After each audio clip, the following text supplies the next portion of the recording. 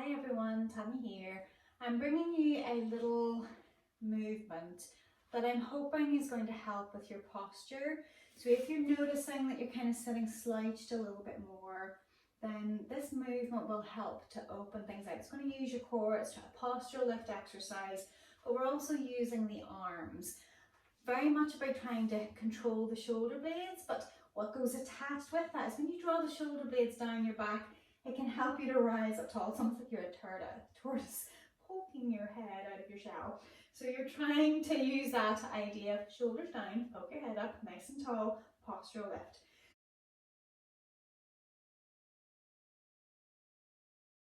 So what you need for this, so that it's a little bit more comfortable, depending on how tight you are in your back and your hip flexors, you might need to be sitting up on a couple of blocks or a few blocks, so that whenever your legs are out in front, you don't want to feel like you're really gripping through your hip flexors.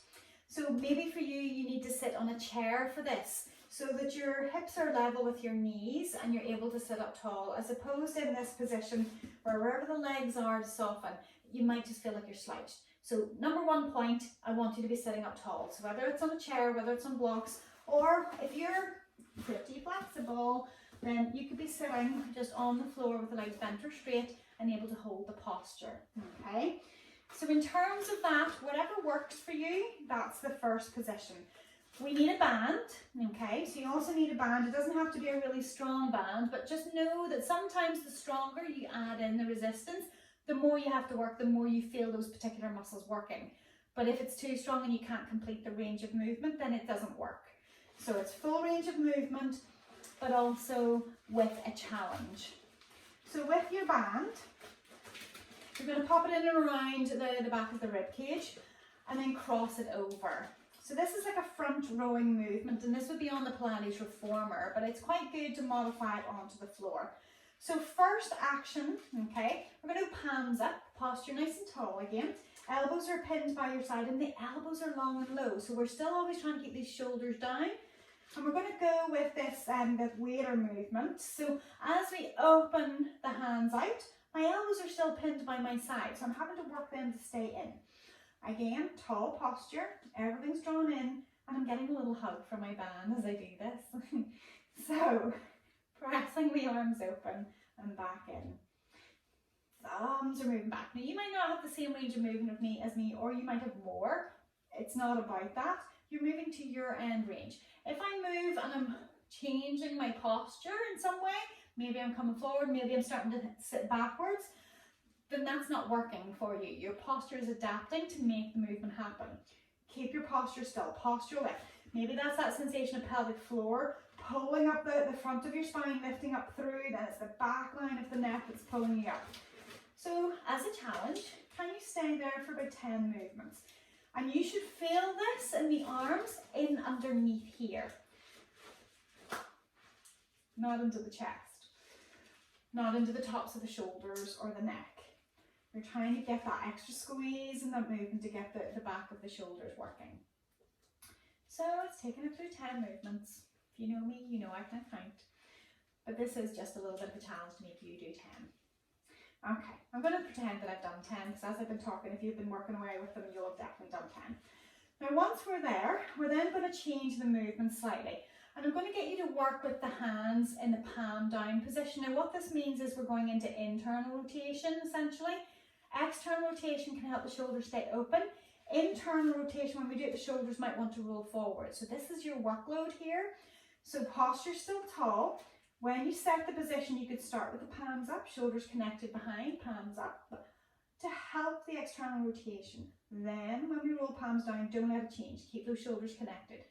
The movement from here, I'm going to reach my arms to about eye level, but my shoulders haven't sneaked forward. They're still pulling back into the sockets, pulling down as the elbows come down.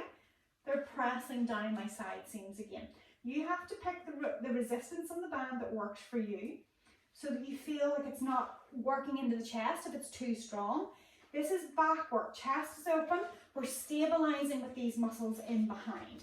So again, as you press it through, shoulders are pulling back, pressing down. So again, we can take it through about 10 movements there.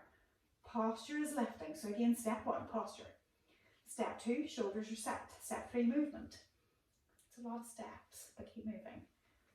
Because you'll not know if you're doing it unless maybe you can check your screen that you're using. If you've got like a camera, you could video yourself and check it out. Maybe you've got a mirror that you can use, which you're getting feedback from. But we're going for 10 movements. And once we've done about 10, which we could be close, we'll say we've done 10 there. Okay. We're then going to adapt the movement the next stage. So that was the reach. We're then going to do a reach and circle. So with this one, I'm still going to work with the palms in the palm down position, but my start is palms up. Open shoulders. Posture number 1.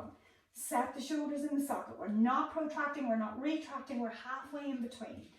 We're going to reach forward, and as we reach forward, those palms are going to go down. Again, it's about eye level. Shoulder blades pulling down, and they're in the socket.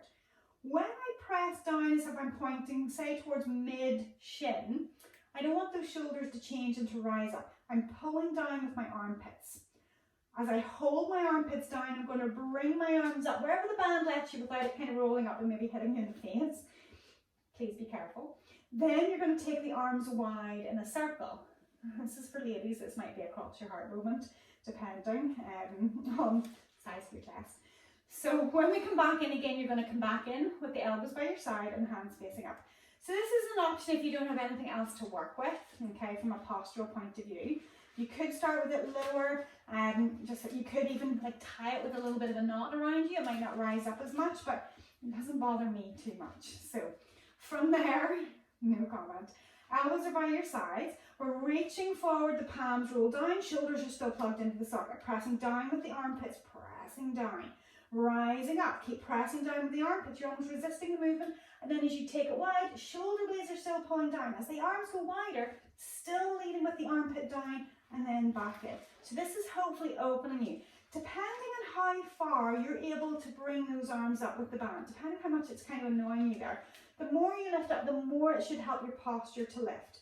And then again, the wider you can go, the more traction through the arms. Again, it's working the backs of those shoulders through their full range and in.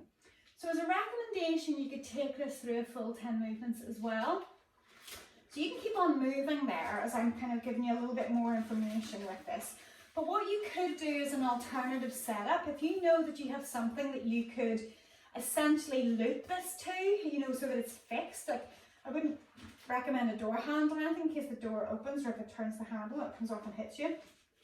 So if you have like a bar or something that's pretty fixed, that even whether you're in standing or whether you're in seated, wherever you are, if it's around this thing that's behind you, then it means whenever you're doing this movement, if it's holding something behind you, you're going to be able to go through this range of movement without this kind of rising up on you. It might catch in under the armpits whenever you're coming up, but when you do this movement, it shouldn't shoot off. And what you'll find is if it's hinged behind you on something, you're going to get more of effect of it pulling you back when you bring your arms up. And that again is another postural lift before you take the arms nice and wide. So I hope that makes sense. I don't have anything in the house that I can attach it to. So for me, it's just the cross your heart moment. But if again you have something, you can loop it around and hold on to it so that when your arms come all the way up, it's going to pull you backwards and your core has to switch on to hold it. And that's where if you start to go a little bit stronger with the band, it's more core work, but your shoulders need to go full range so that you're working all of those muscles in around the back of the shoulders to help that lift as well. So that's that. I hope that has been a helpful exercise.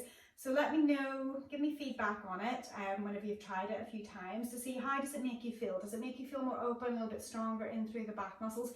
So even though it's a front of the body rowing movement, I want the emphasis to be in the back of the body. So let me know how it goes. Yeah, hopefully you enjoyed that. Let me know. Oh yeah, don't forget, leave us a like, leave us a comment and subscribe to the channel for more videos, and hopefully we'll see you again soon.